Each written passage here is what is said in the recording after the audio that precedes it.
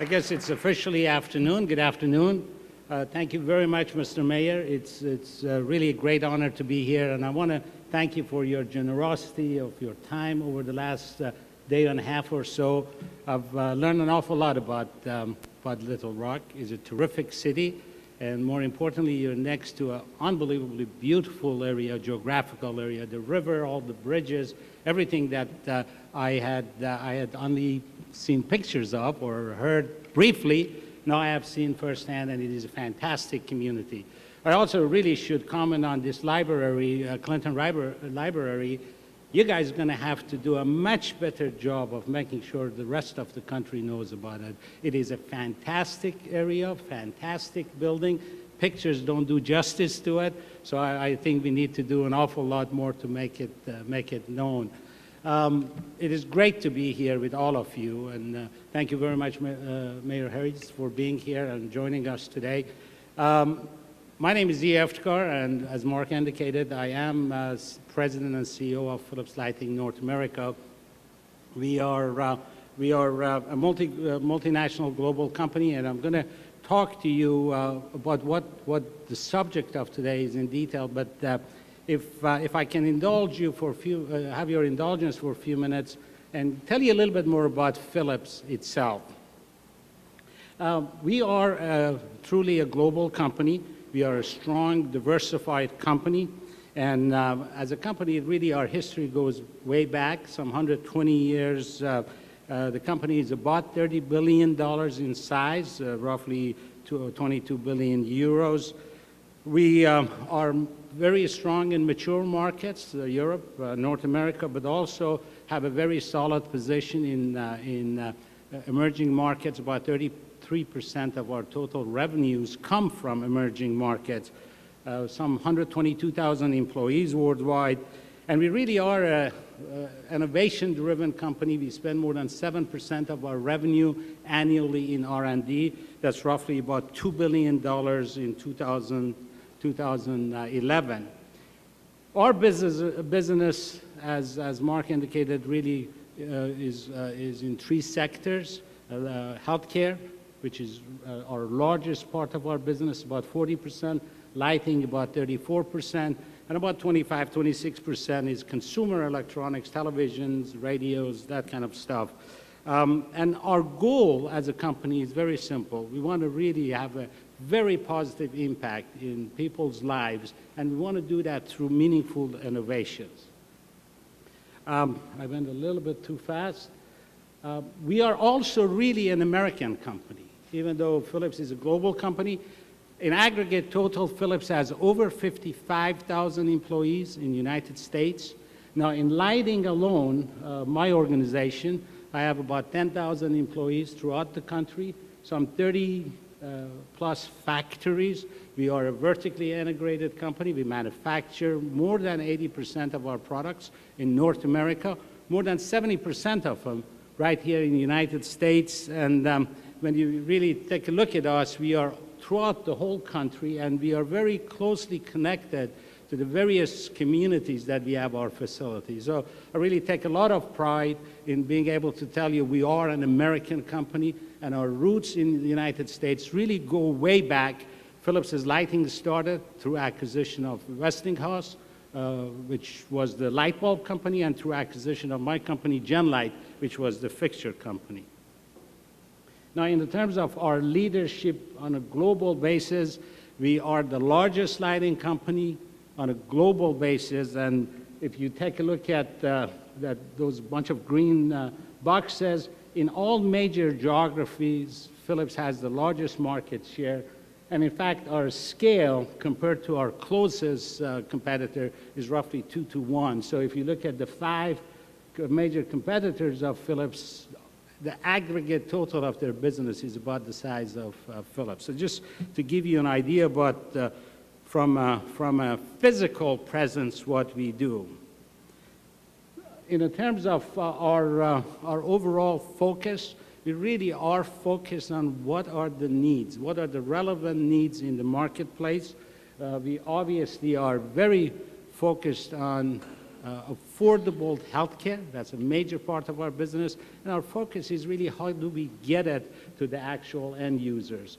In our lighting sector, our focus is primarily in making sure that we provide not only great applications, but applications that are very energy efficient. And in our consumer electronics or consumer lifestyle, we really have migrated from entertainment, pure entertainment, to well-being or lifestyle that affects how people take care of themselves. So even in that sector, we are really becoming much, much more focused. And as I indicated, it's not just the mature markets that we are focused on, but also what we do in emerging markets as well. And as we look at our overall business, because of our end market focus in lighting over the last decade or so, we've been really migrating from being a component company, just manufacturing and selling hardware, to being a company that is really focused on solutions and the applications and how that affects people. So as a company, we have become extremely focused on that aspect of what we do, which is the effect of our products, rather than the products themselves. And as we take a look at this whole environment, it isn't going to be practical to do everything yourself. And it is not practical to really be a provider without having a partnership stake with the actual end users. So we really have become very, very focused in our private-public partnership. As Mayor indicated, we are very heavily involved with the U.S. Conference of Mayors because that is a segment of the public that we believe our products and our services has to be completely synced with, and we can't really get to those kinds of end applications or end solutions if that partnership is not there. Obviously, there is a transaction that will take place, but the partnership is beyond just shaking hands on a contract. Is how do we fulfill each other's need and get to the point that we deliver what the end users would need to have. And a good example of that is what we did with the Department of Energy with respect to coming up with a product that can replace the 60-watt incandescent light. I'm proud to tell you that Philips still is the only company that met the challenge of the Department of Energy to come up with a light bulb that would use only about 10 watts of energy, produce the same amount of light that a 60-watt or 6 times more energy consumption would produce, and it has all of the characteristics of incandescent light.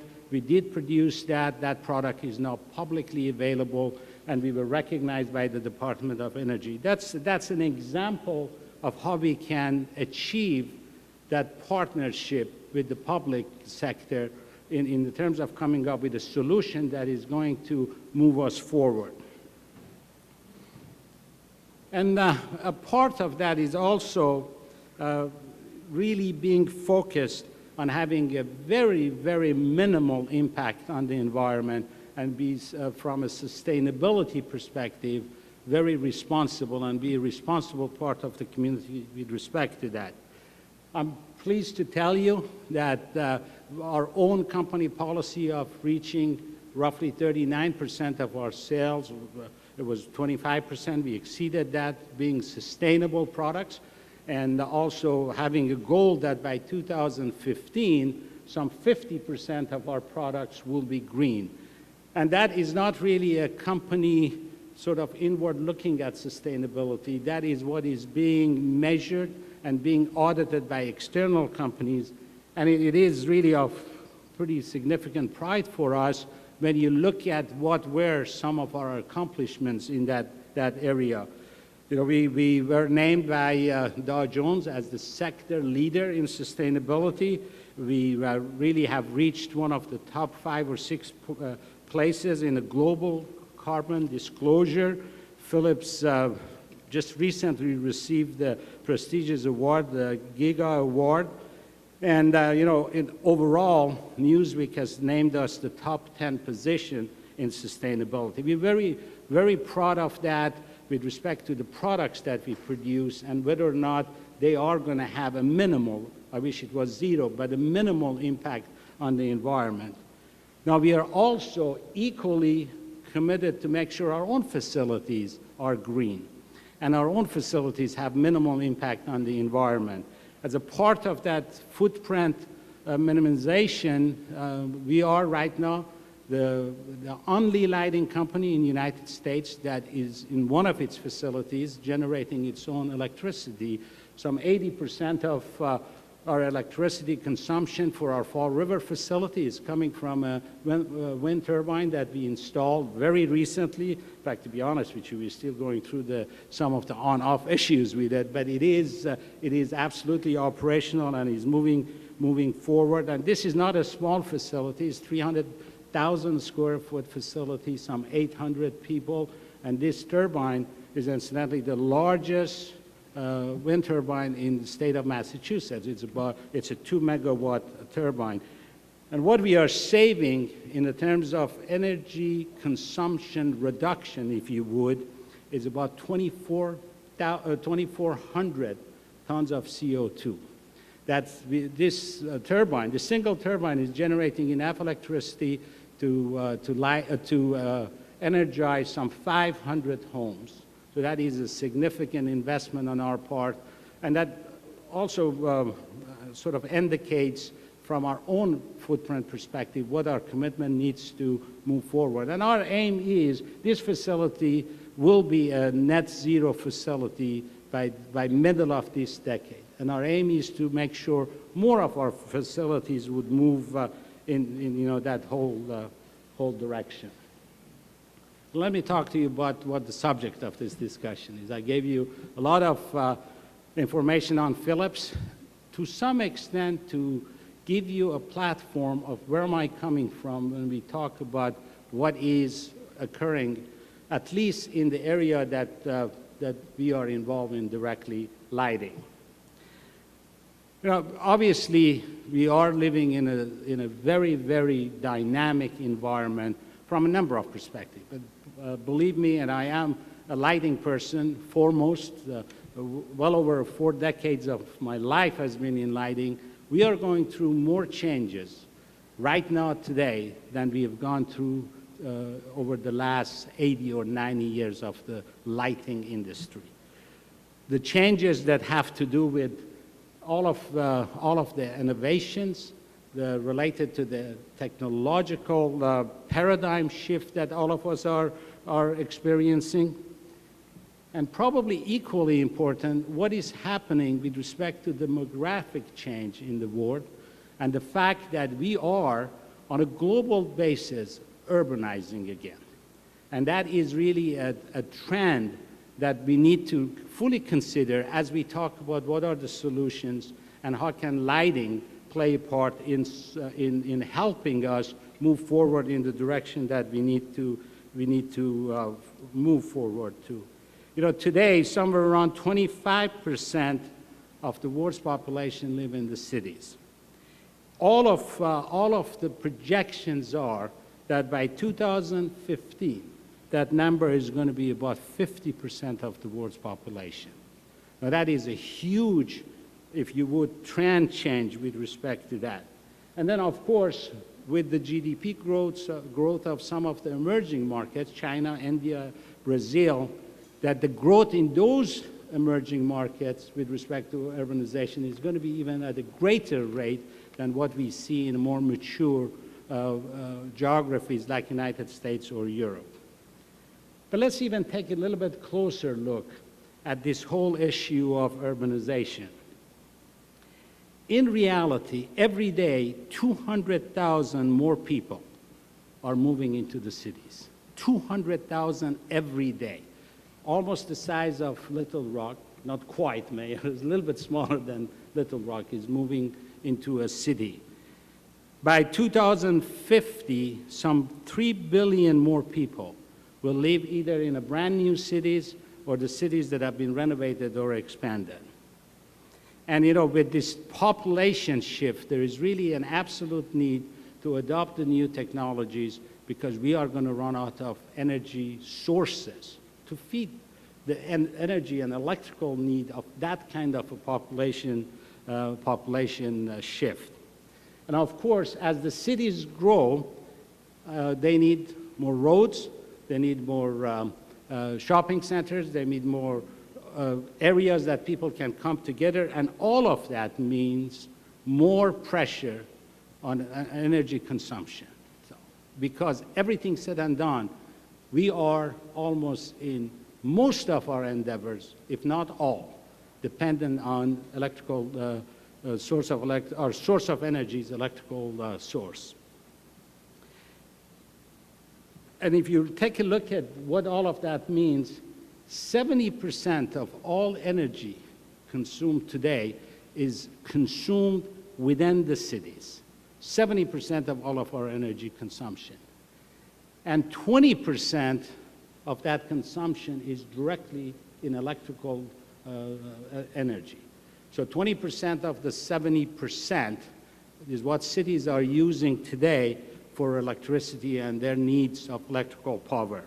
So that is a huge number that requires an absolutely different analysis of what we do, not only just because of the cost implication on our economy, but also the implication with respect to the environment and implication with respect to the imperativeness of becoming a much more efficient society in what we do with our limited resources. And if you take a look, the real issue is not what we do with the new cities. The real issue is that 2/3 of all buildings, all of lighting in the world is based on the old technology. Today's new codes, there have been a lot of legislation and a lot of codes that have been enacted that is really forcing better, more efficient solutions with respect to new buildings. But the real issue is what do we do with all of this existing infrastructure, but more importantly, existing buildings that we have. To just give you an idea, only around 1% of all office buildings have lighting controls as a part of their managing their electrical consumption, whether that is occupancy sensor, daylight using, or any type of a control that would enable us to become more efficient in electrical use. So we obviously need an awful lot of work, but there is good news about all of this. And the good news is that urbanization itself is really bringing our focus to what needs to be done. The fact that we have a lot of infrastructure, but we need to save energy, enable us to invest in things that are going to enable us to save energy instead of also building buildings. So from a number of perspectives, this big picture that is confronting us today is also a positive picture. And we are going to be able to really focus in a much narrower field than if we had to worry about everything all at the same time throughout the world. Now, we also have a fantastic opportunity with respect to LED, and because the LED adoption is moving significantly faster than what our anticipation was, and it is a fantastically energy efficient source.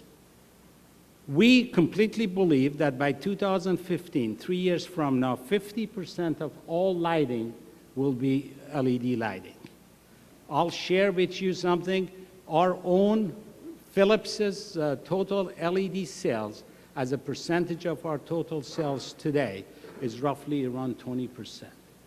In North America, our fixture business is now exceeded 35% of it in LED.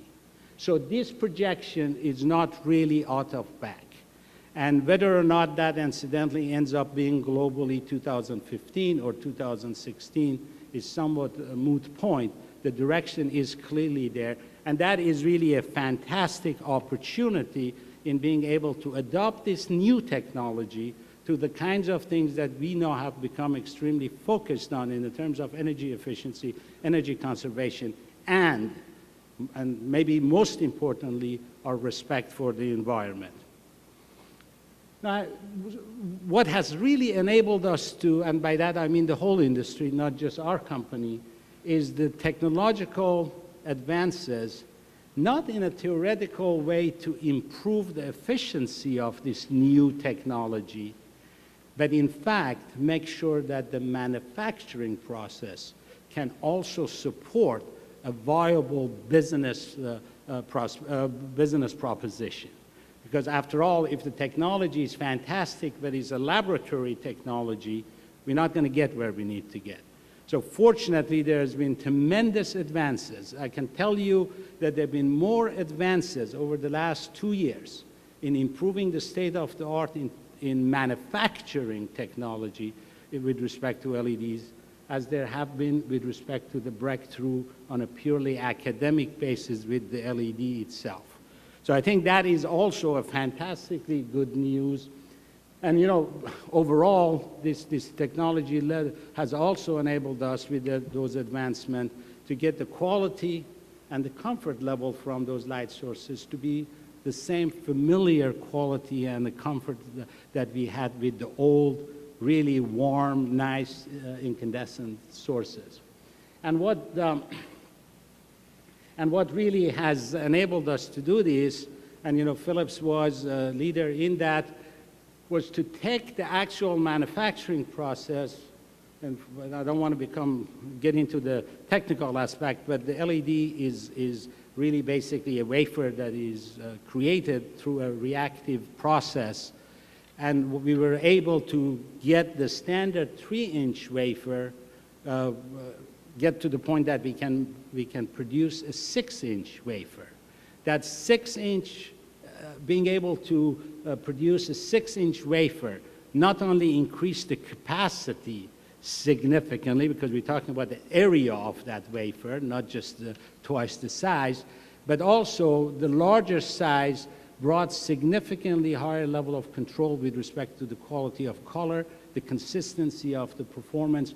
So from my perspective, this breakthrough was as significant as the breakthrough that took the LED light output from 30 lumens per watt to 60 lumens per watt, or from 60 lumens per watt to 120 lumens per watt. And you know, overall, you also, when you look at the LEDs, you have to admire also the freedom that it brings into the applications that we want to see. You know, we were talking this morning, and one of the ways of saving energy is obviously to change our lifestyle. If we turn off the lights, if we turn off the air conditioners, all of those are very effective energy-saving processes or applications. But our lifestyle is also very, very dear. And we want to make sure that we have the lifestyle we want without the waste of energy. And LEDs, for the first time, have enabled us not only to come up with those savings, but actually improve the lifestyle. Imagine the ability to change the color of this light that you are under right now. Imagine being able to not only change it on a once or twice a day basis, but in a way that you don't even feel it or see it. Those are the freedoms that this technology has brought to us. And you know, the one particular example that I can use is the Phoenix Children's Hospital. The designers and the owners were very, very focused on creating a hospital that doesn't look like a hospital, and they clearly we came up with a whole lighting scheme that made it much more inviting, especially to children, and it was anything but a sterile hospital environment that all of us have become used to. And you know, when we look at the inherent flexibility and the inherent nature of LEDs, it really gives us an awful lot of options with regard to when we travel, with regard when we work and shop, and with regard to how we can change the atmosphere or the space that we are looking at.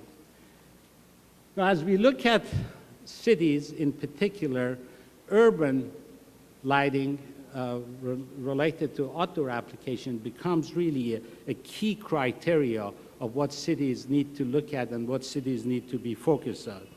And as you look at the job of urban planners and the city managers, we clearly need lighting that works better for our roads and it provides the visibility and the safety that our roads need. We have to, for sure, manage the energy cost and the maintenance cost of all those lighting. And then obviously, somewhere along the line, life is not just bread alone, and it is what identity we want our cities to have. And for the first time, the LED technology, the solid-state lighting, is enabling us to really look at all of those as affordable options, not as novelties that only few can afford. And of course, doing all of that by being able to achieve savings that are significant enough to pay for those investments from the savings that we generate by adopting the new technologies. And of course, the overall output of, especially for outdoor, getting into the clean, crisp, white light has its own implication with respect to how people feel with regard not only seeing things, but whether or not they feel safe. It isn't really just the amount of light that makes us feel safe, but it's also the color of light and how we see the texture the way it's supposed to be and how we see the color the way it's supposed to be. Some of the older technology, if you go try to find your car under a high-pressure sodium, the chances are if you add a green card, you're going to see a brown car. That doesn't make you feel all that good. One particular example that I can share with you was the city of Boston, where in working with the city, we came up with the overall design scheme to replace all of their street lighting with LED, very white light that gave them the kind of a look that the city wanted to have. Incidentally, their test, or the first phase, I shouldn't say the test, the first phase was some 14,000 units. And they were able to also talk about the fact that as a result of this change, not only they made the city prettier, but they were also able to save some 5,000 tons of carbon dioxide per year. So that is a fantastic story for the city of Boston. And of course, with the outdoor and this new technology, we can even elevate the control aspect to a level that it not only enhances additional energy saving, but makes the roads much more meaningful in terms of matching the energy consumption to the usage. What you are seeing here is a particular project in Netherlands. We changed the entire length of a particular highway in southern part of Netherlands with LED lights, and these LED lights were fully integrated with controls that brought down the energy consumption by about 40%. But what is really important about these lights, the intelligence built into them would detect the intensity of the traffic. It would also detect if there was a sudden stoppage of the traffic by elevating the light, even sending signals that denoted that there is an issue at a particular junction on the highway. So those are the possibilities of intelligent lights connected to LED sources and the whole solid-state lighting. Now, we obviously, again, as I indicated, don't end with just talking about energy consumption or even functionality that works better. There is a whole aspect of how we feel about arts and the community centers. This particular application that you see is in the city of Philadelphia, Avenue of Arts, where a whole section of the city was rejuvenated by adding lighting, the most easily installed renovation of that whole district.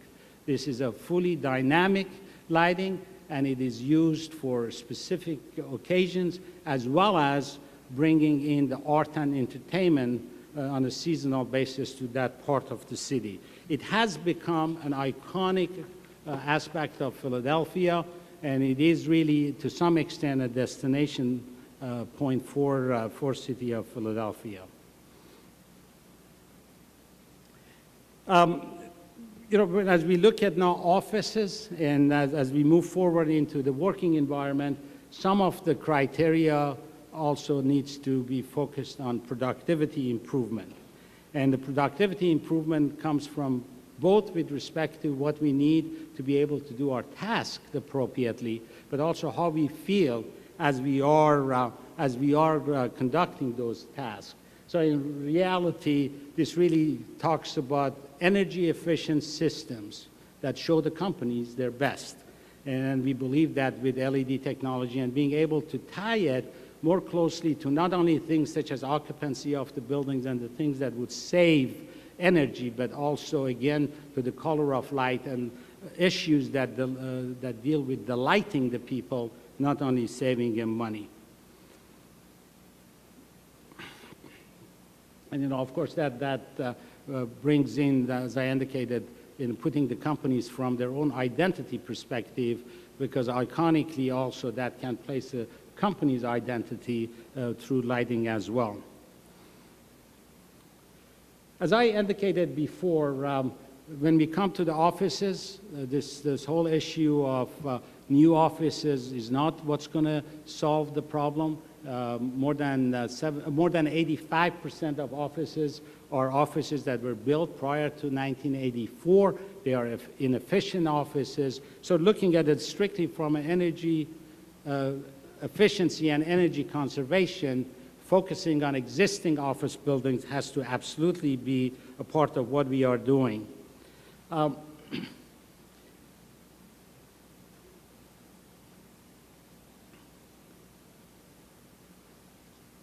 Now, when we come to also iconic buildings, tying up all of the various aspects of what I showed you through the electronics, electronic controls and management to make sure that lighting is no longer just a standalone part of the proposition, but is a total part of the building.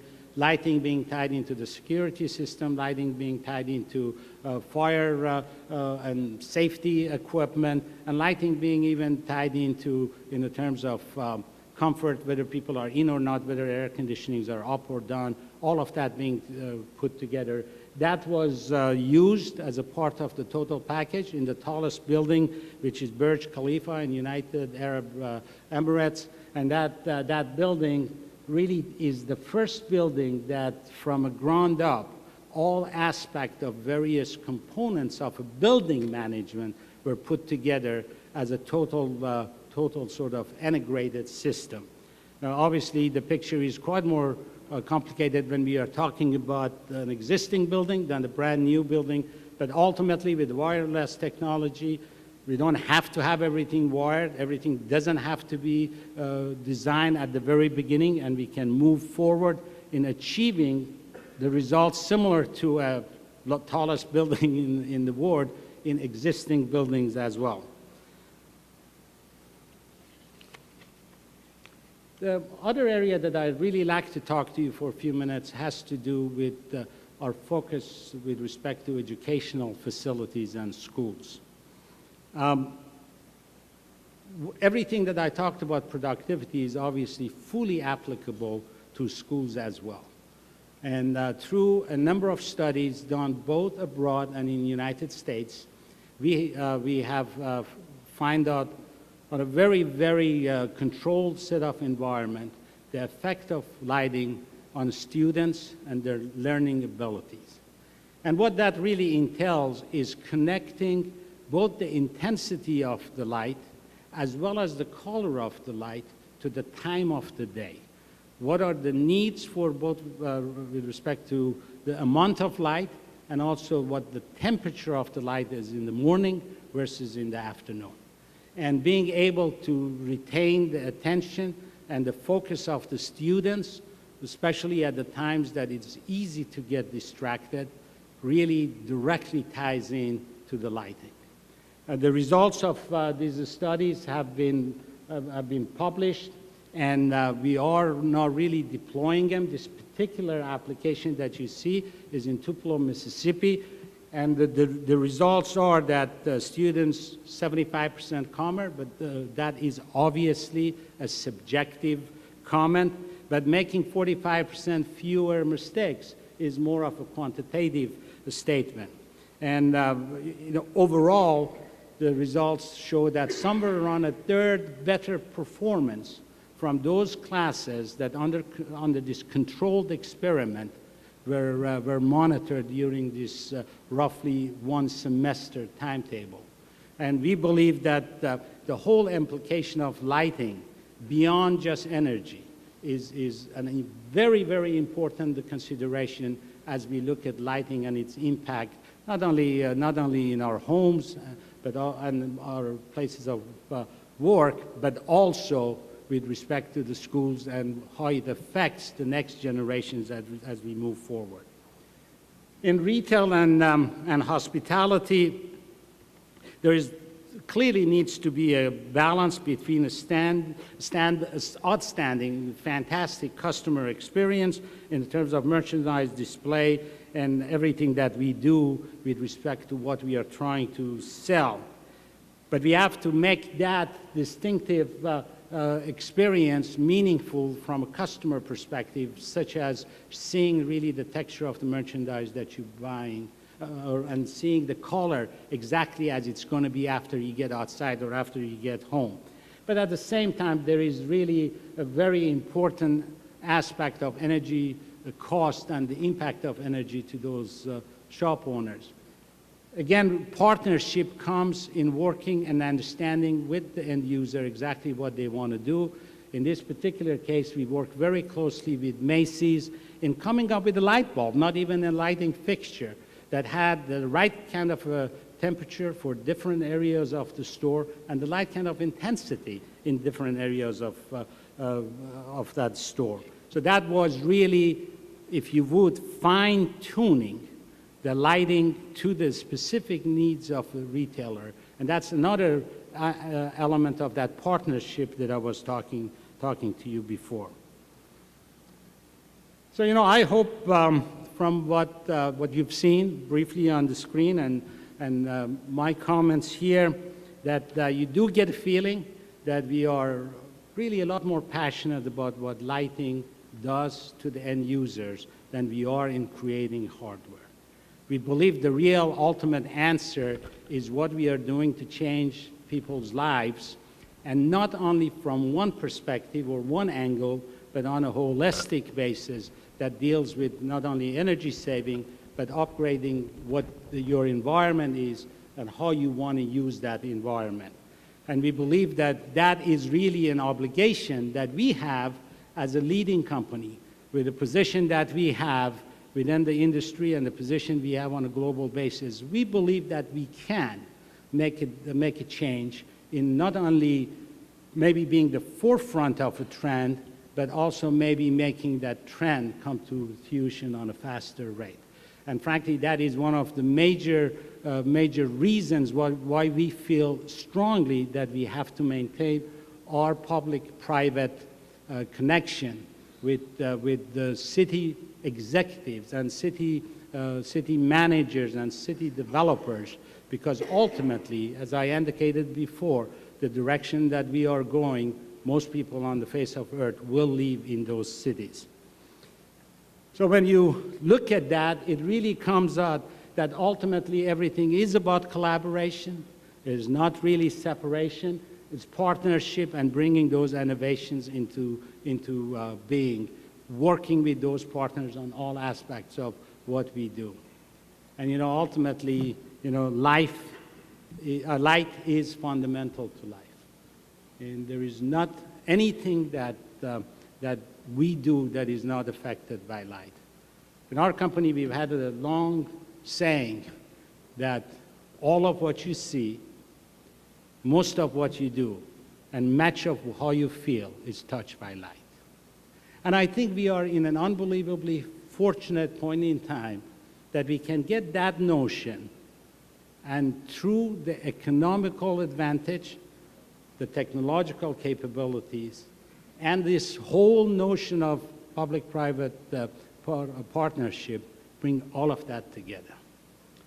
Philips is the second largest source of light after sun. And I think with that, there is really an implied responsibility. And we take that very, very seriously. And we like to make sure that we move that notion forward. And you know, it was very appropriate, although I didn't know when Mayor asked me if I would talk at the Clinton School of Public Service, and it was a fantastic honor, and of course I said yes. But I understand Little Rock has been in forefront of new technology. So the first light bulb, electrical light bulb, was used west of Mississippi in Little Rock. I didn't know that. So and I really hope, working with the city executives, that there is an opportunity to make that kind of an example in a much broader scale. It's been fantastic talking to you. I'm really very honored and proud to have been here today, and I'll be more than happy to answer any question you may have. Thank you very much. Yes, Mr. Mayor. We'll raise your hand. We'll get a microphone to you, Mayor Hayes. Zia, thank you very much. Enjoyed visiting a little earlier, and certainly want to compliment Philips on its participation with the U.S. Conference of Mayors and commitment to working with both city leaders and cities throughout the globe, and ensuring that the quality of life of our citizens is at the forefront of what our movement, at least guides all the movements that we make. One of the interesting things, I just thought of this question as you were discussing some of the focus that needs to be done on retrofitting old buildings.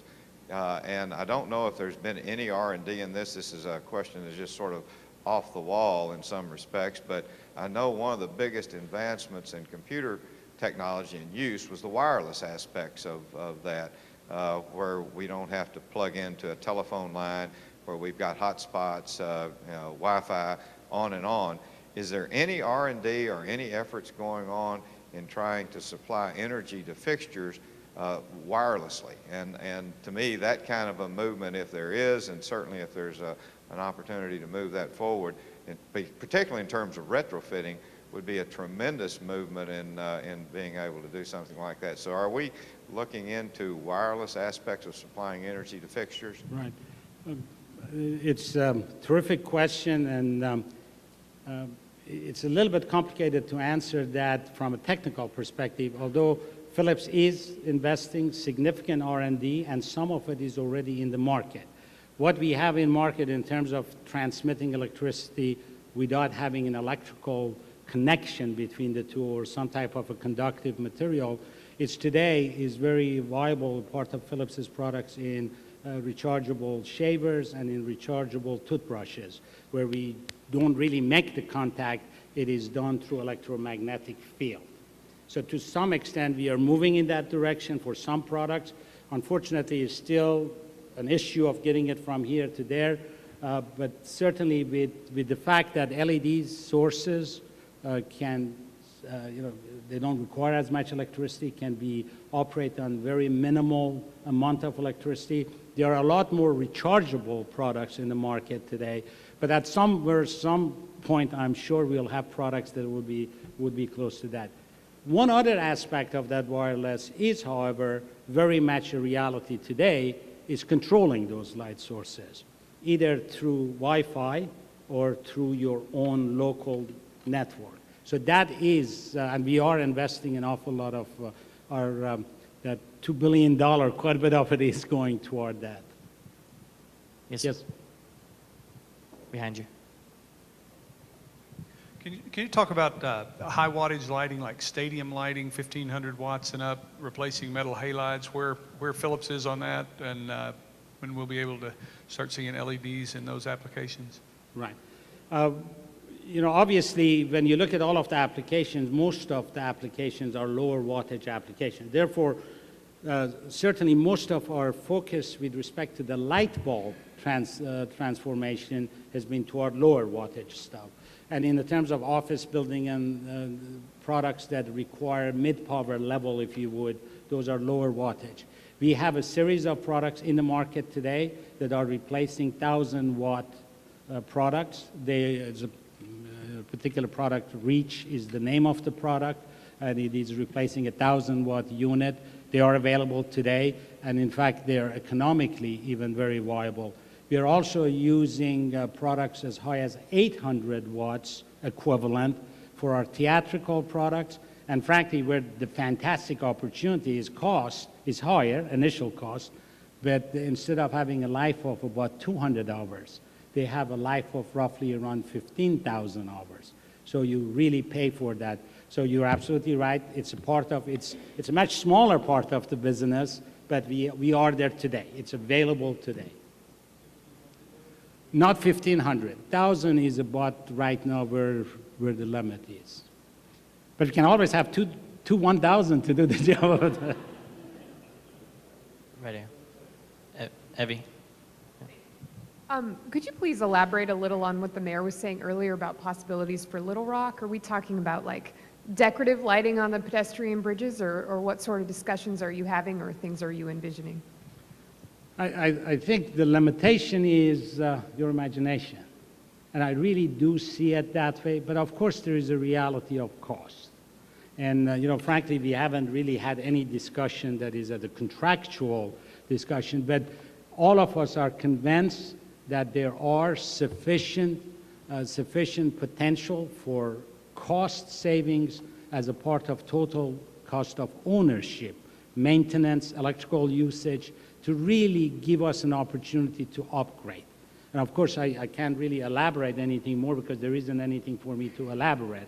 You know, Mayor, maybe you have a comment. Maybe you want to give me an order before I leave.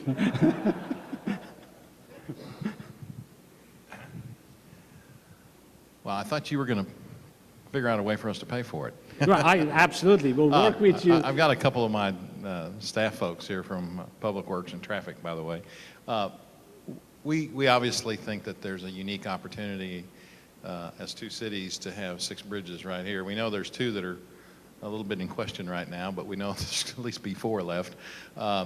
And so the opportunity to create something really distinctive is something that I think both cities are interested in, and the question of how we do it in the overall cost-saving analysis. We know that we are somewhat a servant of Entergy in the sense of how we pay the energy bill, or how we actually get the electricity to those. And there's a whole hodgepodge of ways that either we pay for the fixtures or they pay for the fixtures and maintain them.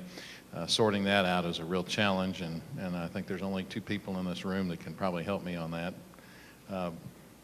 Bill Henry and Steve Beck. But once we figure that out, some of them we buy and we maintain, and we think there's some more efficient ways to deal with that, and a lot of those are on meters. And so we're going to try and look at it in a broad-based way, and if we can save some money in one area, maybe we can go ahead and find a way with some creative financing to try and do something that really turns the lights on and connects the 2 bridges, or connects the 2 cities with the bridges. And I know Pat feels the same way.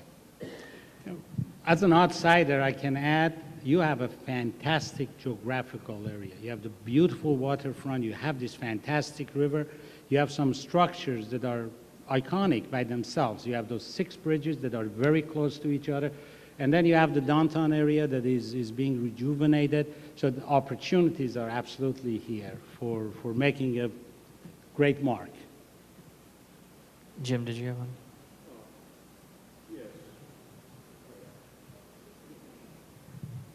The Philadelphia project looked like that was possibly retrofits on the fixtures. Was that true? Or were those new units? There was actually street lighting? some retrofit, but a lot of lighting that you saw were dynamic lighting and color-changing lighting, LED products that were new installation. So it was really probably about 75–80% new, about 20–25% renovation. Are there retrofit options for street lights that are effective? Certainly, the pole itself, which is one of the most expensive part of a fixture, outdoor fixture, is retrofittable without any issues.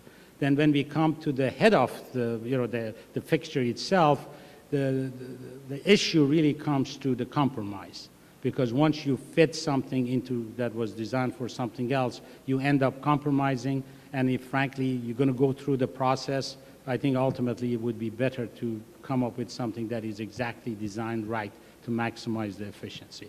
But certainly, 2/3 of the cost can be prevented by not moving the pole, not reinstalling the electrical connections to that pole, and all of that. Yes. Right now, with our inefficient lighting, we waste a lot of light that goes out into the sky. What are the opportunities with modern technology to reduce light pollution and that waste of light? That's, you know, if I had to pay somebody to ask a question like that, that would have been it. That is also another really fantastic inherent capabilities of LED. LEDs, just again, without getting too technical, as you probably have seen, is a very thin layer of phosphorus-looking thing on the top of some kind of membrane or some kind of material. By definition, all of its light comes from its front. None of it goes from the back. Very little of it goes from the side. The light bulb goes 360 degrees. So inherently, even from an application, forget about the fact that 1 watt produces more light. From an application perspective, there's an inherent advantage. So it is clearly going to be something that is much more directional, and by definition, therefore, it's going to support dark sky and anything that has to do with light pollution, either upward, as a lot of communities don't want to have that, as well as pollution in terms of getting into your neighbors, etc. So it is absolutely a right fit for that kind of an application that you're talking about. Time Yes. for one more question in the back. In the back. This gentleman, I understand. I have had a production lighting company for the last 4 decades. I was fortunate enough in the early 70s to have friends at Showco and watch the development of the Bearlight, which you guys now own. And I've seen this incredible revolution in the lighting industry. The concern that I have about all the emphasis being put on LED is our rental fleet supplies every little community theater in the state. And those tiny little fine arts groups will never be able to afford the terrifically, extraordinarily expensive new theatrical LED fixtures. I'm curious, sir, what the plans are for keeping on a stage and studio line. Is that something that Philips will ultimately phase out, or will you keep a stage and studio line available? Right. I don't mean to be flippant, but it is interesting that as a country, we sell more candles now than we sold when it was the only source of light. And that's a true statement. So in a way, I believe that there will be a very long tail. You know, there wasn't much of a long tail with respect to whale oil, but certainly there's a long tail with respect to candles. And I believe that a lot of conventional light sources and conventional technologies will have a 50, 40, 75 more years ahead of them. But having said all of that, so that I think we will have those kinds of products and all of that. But I think it's also time for us to not only look at the paradigm shift from technology, but the paradigm shift from how we look at cost. The cost is really maintenance. The cost is electrical consumption. The cost is how many times you have to go and change that light bulb. The cost is what it is costing us electrical power-wise in terms of consumption and all of that. So, but without even getting to those esoteric areas, I would venture to say even on Verilight type of products, as we've gone into LED products, the owners or the stage service companies don't have to change the light bulb every 100 hours or 150 hours. They can have it for 3 or 4 years. So we got to get ourselves to look at the total cost of what we do rather than what's the initial cost.